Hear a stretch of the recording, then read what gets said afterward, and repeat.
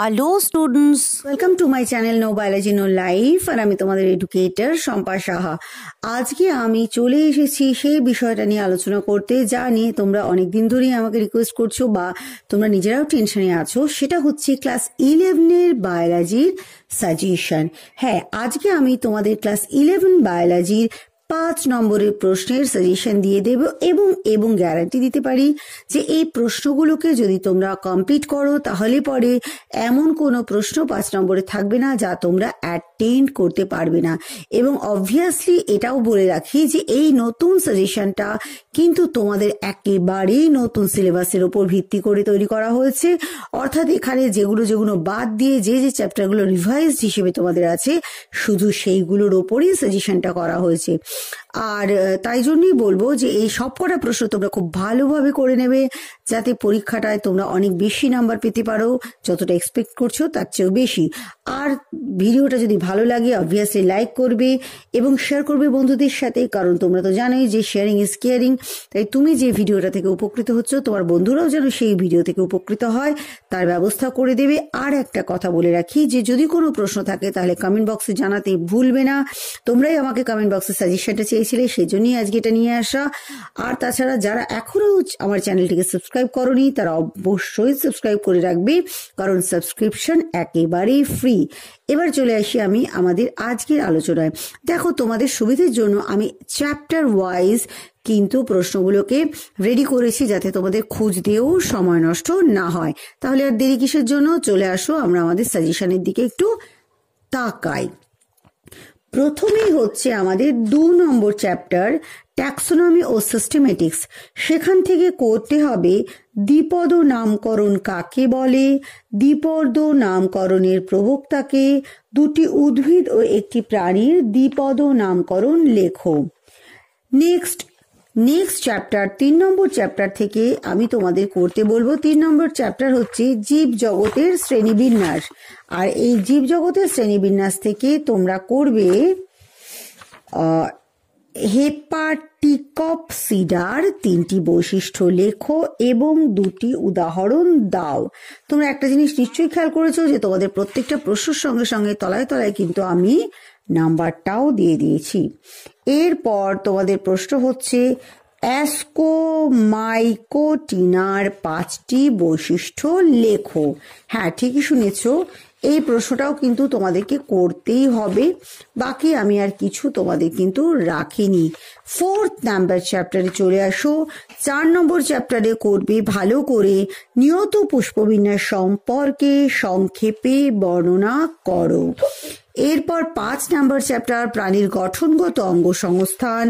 সেখান থেকে করবে রক্তের উপাদানগুলি কি কি, রক্তের 3টি কাজ লেখো এবং তার সঙ্গে সঙ্গে ঐচ্ছিক পেশি কাকে বলে, ঐচ্ছিক পেশির সঙ্গে অনৈচ্ছিক পেশির পার্থক্যগুলি লেখো। এই 5 নম্বরের পর তোমরা চলে আসো 6 নম্বর চ্যাপ্টারে। 6 নম্বরে করবে মাইটোকন্ড্রিয়ার গঠন ও কাজ লেখো, তার সঙ্গে সঙ্গে সেন্ট্রিওলের গঠন ও কাজ লেখো।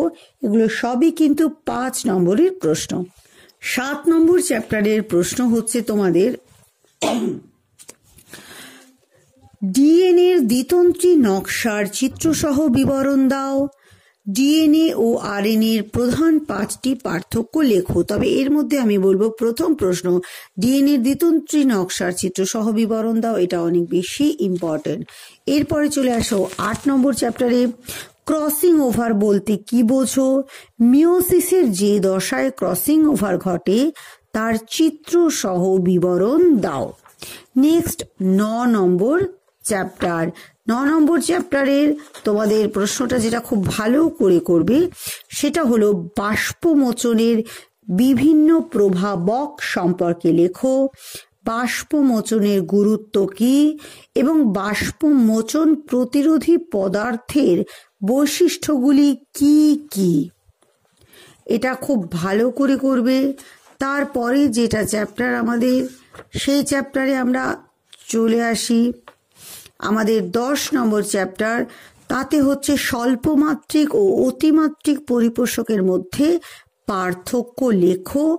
নাইট্রোজেন খনিজ অখনিজ উভয় ধরনের হয় কেন। নেক্সট হচ্ছে শ্বসন, এই চ্যাপ্টার থেকে করবে গ্লাইকোলাইসিস কাকে বলে, এটি কোথায় হয়, একে ইএমপি পথ বলে কেন, গ্লাইকোলাইসিসের প্রবাহ চিত্র দেখাও।